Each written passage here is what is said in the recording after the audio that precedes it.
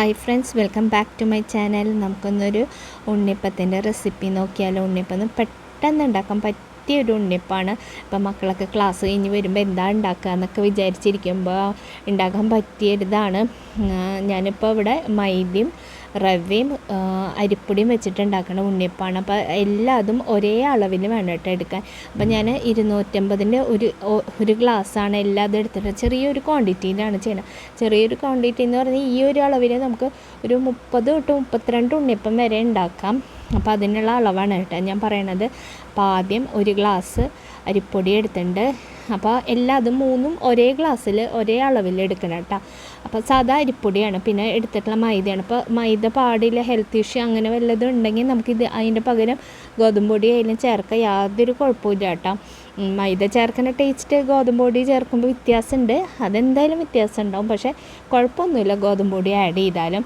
അപ്പോൾ ഒരു ഗ്ലാസ് തന്നെ മൈദ എടുത്തിട്ടുണ്ട്. പിന്നെ ഒരു ഗ്ലാസ് നമ്മുടെ റവ ഉണ്ടല്ലോ അതെടുത്തിട്ട്, അപ്പോൾ അത് വറുത്തതായാലും വറുക്കാത്തതായാലും ഏതാ നമ്മുടെ കയ്യിലുള്ളതെന്ന് വെച്ചാൽ അതെടുക്കുക. ഏതായാലും കുഴപ്പമൊന്നുമില്ല കേട്ടോ.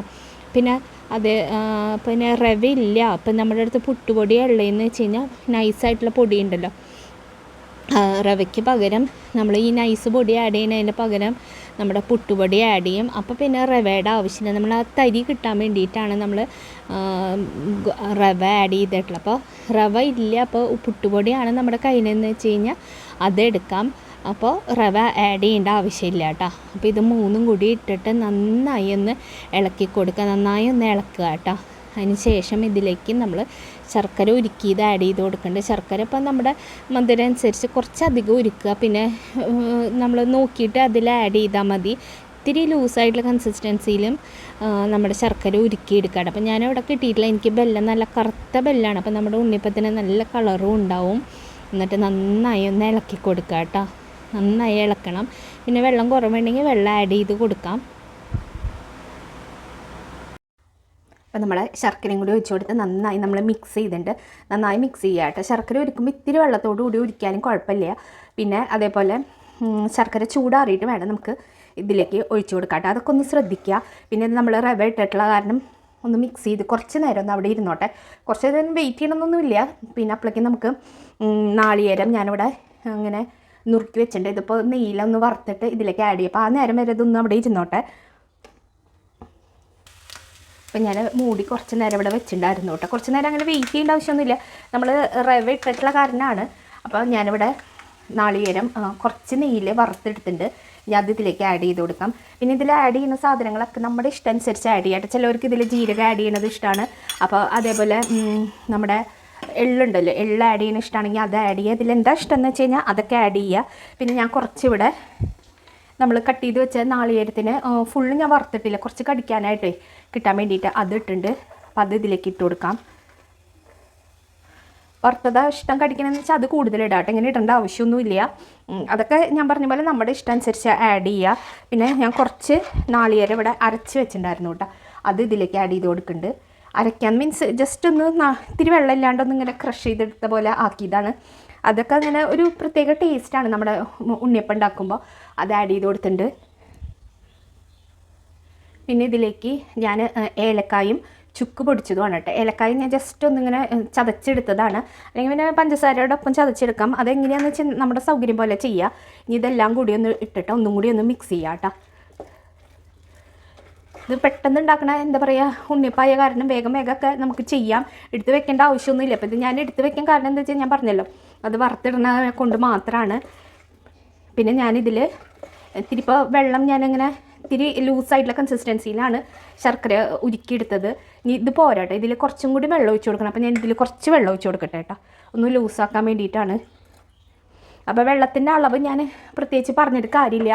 അപ്പം നമ്മൾ മിക്സ് ചെയ്ത് വരുമ്പോൾ നമുക്കറിയാമല്ലോ ഉണ്ണിയപ്പത്തിൻ്റെ കൺസിസ്റ്റൻസി ഇങ്ങനെയാണ് വരണതെന്ന് വെച്ച് കഴിഞ്ഞാൽ അതേപോലെ ചെയ്യുക. ഒന്ന് നന്നായിട്ടൊന്ന് ഇളക്കട്ടെ കേട്ടോ ഞാൻ. പിന്നെ ഇതിലേക്ക് ഒരു 1/4 ടീസ്പൂൺ ഉപ്പ് ആഡ് ചെയ്ത് കൊടുക്കുന്നുണ്ട്. ആ പഞ്ചസാരയൊക്കെ ഒന്ന് കറക്റ്റ് ആവാൻ വേണ്ടിയിട്ടാണ്.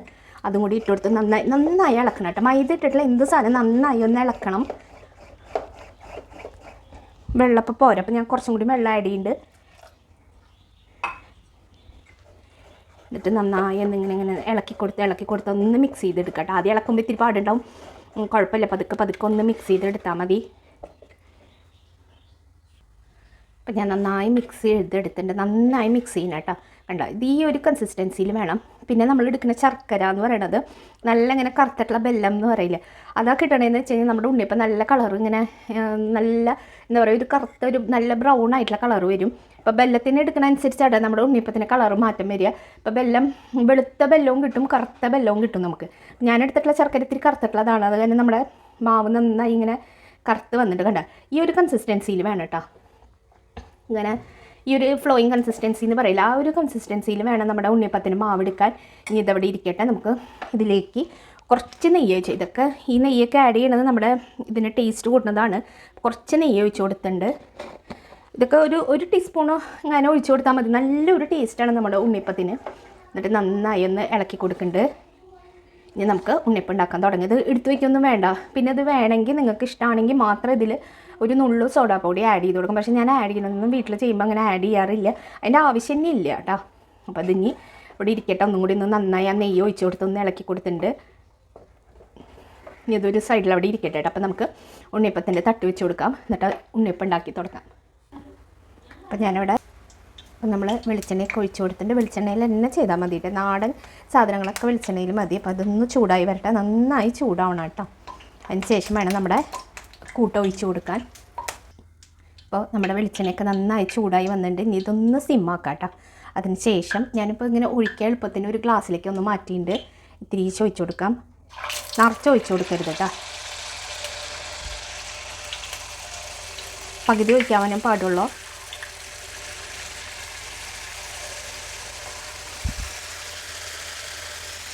അപ്പോൾ ഒഴിച്ച് കൊടുത്തിട്ടുണ്ട്. ഇനി അതൊന്ന് ചൂടായി വരുമ്പോൾ നമുക്ക് ഒന്ന് മറിച്ചിടാം കേട്ടോ.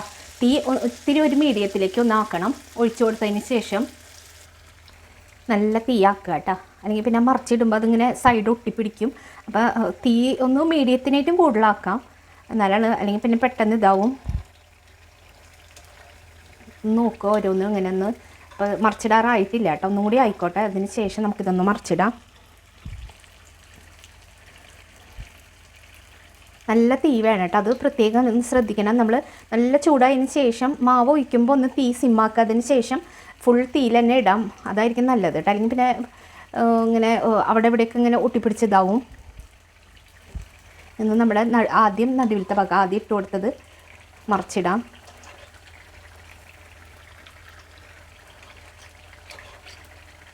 ഞാൻ കൂടുതലൊക്കെ ഉണ്ടാക്കുന്ന ദിവസമാകുമ്പോൾ ഞാനിങ്ങനെ ഇപ്പുറത്തെ ഗ്യാസുമ്പോൾ ഇങ്ങനെ ചീഞ്ചട്ടി വെക്കും. അപ്പോൾ ഇതിങ്ങനെ ഒരു ഭാഗമാകുമ്പോൾ ഞാൻ എടുത്തിട്ട് അതിലേക്ക് ഇടും. അപ്പോൾ വേഗം ആവും ചെയ്യും. കൂടുതലുണ്ടാക്കുന്ന ദിവസം ചെറിയൊരു അളവിലൊക്കെ ആകുമ്പോൾ നമുക്ക് ഇങ്ങനെ തന്നെ ചെയ്താൽ മതി, ഒരു കുഴപ്പമില്ല.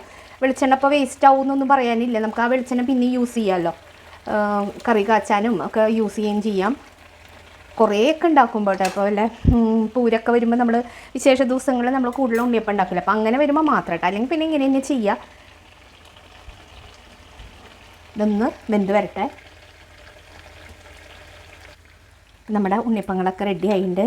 ഞാനിത് ഇനി ഒന്ന് എടുക്കട്ടെ കേട്ടോ. അപ്പോൾ കണ്ട നല്ല ഇങ്ങനെ ഡാർക്ക് കളറായിട്ട് വന്നു. ശർക്കരയുടെ ഗുണമെന്ന് പറയുന്നത്, ശർക്കര ഇപ്പം നല്ല കറുത്ത ശർക്കരയാണെങ്കിൽ നമ്മുടെ ഉണ്ണിയപ്പം നല്ല കളറിൽ വരും.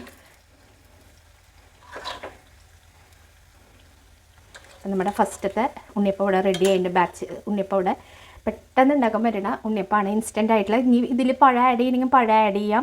അതൊക്കെ പഴപ്പം നമ്മുടെ കയ്യിൽ ഇപ്പോൾ പെട്ടെന്ന് നമുക്കിന്ന് ഉണ്ണിയപ്പം കഴിക്കാൻ തോന്നും. ഇപ്പോൾ പഴം ഇല്ലെങ്കിലും ഉണ്ടാക്കാൻ പറ്റും. ഇപ്പോൾ പഴം ഉണ്ടെങ്കിൽ ആഡ് ചെയ്യാം. പിന്നെ അതേപോലെ ജീരകം കടിക്കാൻ ഇഷ്ടമാണെങ്കിൽ ജീരകം ആഡ് ചെയ്യാം. അതൊക്കെ നമ്മുടെ ഇഷ്ടം അനുസരിച്ച് ആഡ് ചെയ്യാം കേട്ടോ. അപ്പോൾ ഇവിടെ മക്കൾക്ക് ജീരകം ഇഷ്ടമല്ലേ കടിക്കാൻ, അതുകൊണ്ട് ഞാൻ ജീരകം ആഡ് ചെയ്തിട്ടില്ല. അപ്പോൾ നമ്മുടെ ഫസ്റ്റത്തെ ഉണ്ണിയപ്പം ഇവിടെ റെഡി ആയിട്ട് ഞാൻ ബാക്കിയുള്ളതും ഇങ്ങനെ ഒന്ന് ഒഴിച്ചു കൊടുക്കട്ടെ കേട്ടോ. അങ്ങനെ നമ്മുടെ ലാസ്റ്റ് ബാച്ച് ഉണ്ണിയപ്പവും 2 എണ്ണം കൂടി ബാക്കിയുള്ളൂ കേട്ടോ. അപ്പോൾ ഇവിടെ റെഡി ആയിട്ടുണ്ട്. ഞാൻ ഇതിപ്പോൾ ഈ അളവിൽ എനിക്ക് ഒരു 32 ഉണ്ണിയപ്പാണ്, ഒരു മീഡിയം സൈസുള്ള 32 ഉണ്ണിയപ്പാട്ടോ കിട്ടിയിട്ടുള്ളത്. ഈ ഓരോ ഗ്ലാസ് മൈദയും ഞാൻ പറഞ്ഞല്ലോ, അതുകൊണ്ട് 32 എണ്ണം കിട്ടിയിട്ടുണ്ട് കേട്ടോ. നമ്മുടെ ഉണ്ണിയപ്പൊക്കെ റെഡിയാക്കി ഞാൻ വെച്ചിട്ടുണ്ട്. ചൂടൊക്കെ അറിയതിന് ശേഷം നമുക്ക് അടച്ച് വെക്കാം കേട്ടോ. അപ്പോൾ കണ്ട ഉള്ളൊക്കെ നല്ല ഇങ്ങനെ മുകളിൽ നല്ല ക്രിസ്പി ആയിട്ട് ഉള്ളൊക്കെ നന്നായി വെന്ത് വന്നിട്ടുണ്ട്. തീ ഒന്ന് സിമ്മിലിട്ടിട്ട് ചെയ്താൽ മതി. അപ്പോൾ നന്നായി ഉള്ളൊക്കെ വേവും. മുകളിലത്തെ ഭാഗം നല്ല ഇങ്ങനെ മൊരിഞ്ഞിരിക്കുന്നുണ്ട് കേട്ടോ. അപ്പോൾ ശർക്കരയുടെ മാറ്റം കണ്ട് നല്ല കറുത്തിരിക്കുന്ന ഉണ്ണിയപ്പമാണ്. എനിക്കിവിടെ ഈ കളറാട്ടോ ഇഷ്ടം. വെള്ള ശർക്കര വെച്ചുണ്ടാക്കണേറ്റ് ഇഷ്ടം എനിക്ക് ഇങ്ങനെയാണ്.